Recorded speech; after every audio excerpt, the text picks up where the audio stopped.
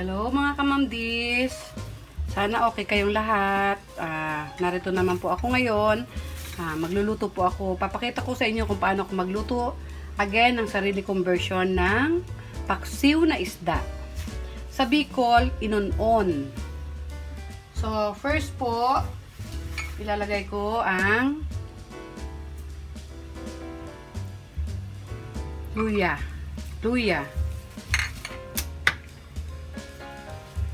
Pinatay ko pala yung apoy kasi ihahalo ko po lahat ng mga lahok. Kasi ito po ang technique ko. Pag nandiyan na po sila lahat, lalagyan ko po siya ng salt. Tapos ano ko po siya.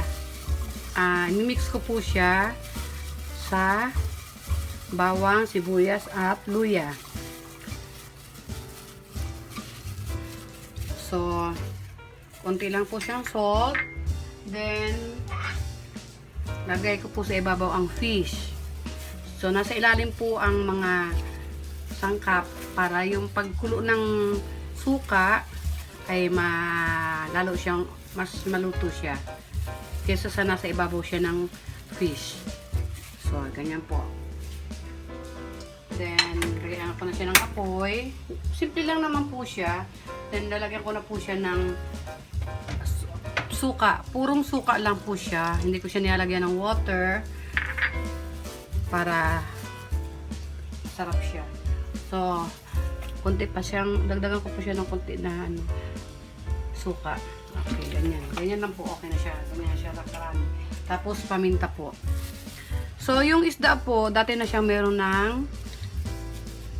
po siyang merong salt or asin. Kaya, estimate lang po ang paglagay ng tapos konti lang po siyang oil. Nilagyan ko po siya ng oil para pag konti na lang po ang sabaw konti na lang po ang suka, po siya taste na So, antayin lang po natin siyang kumulo. Simple lang naman po siya, tutuin. Kayang-kaya. Antayin lang po natin siyang kumulo.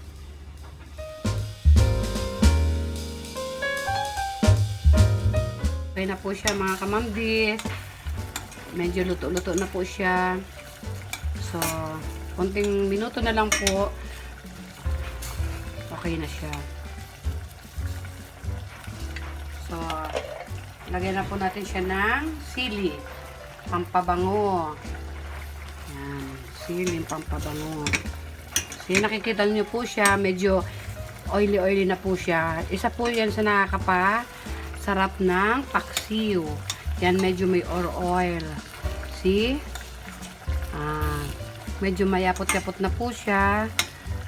So, sobrang simple lang po ng pagluto ng paksiw. Pero siyempre alam ko na may iba-iba tayong way ng pagluto, mga ka-MomDy's. So, ganyan lang po ako magluto. Basta siguro, ang gamit ko po palang suka is dato puti. Kasi, sarap siya. Sobrang asin. Taste ko lang po. Perfect. So, litaw po ang kanyang asim at the same time, yung salt niya is okay lang siya. So, every time po magluluto ako, partner ko na po ang magic sarap. So, ang magic sarap po, ito po, magic sarap, kasi para dagdag sarap siya. Minsan, ito ang ginagamit ko instead na salt. Kasi medyo okay na siya. Sa salt kasi, pag naparami, ganyan na po siya kaunti. Yan. Malalasan nyo ang yumminess. O, ganyan lang po siya kaunti. So, okay na po siya. Pwede na siyang iserve. Kasi, makikita nyo, mayapot na po ang kanyang sabaw. Dahil po yan sa oil na nilagay ko. Yan. Super yummy na po siya. Masarap po ito, lalo na kung may partner kayo ng gulay, kahit anong klaseng gulay, laing, or langka.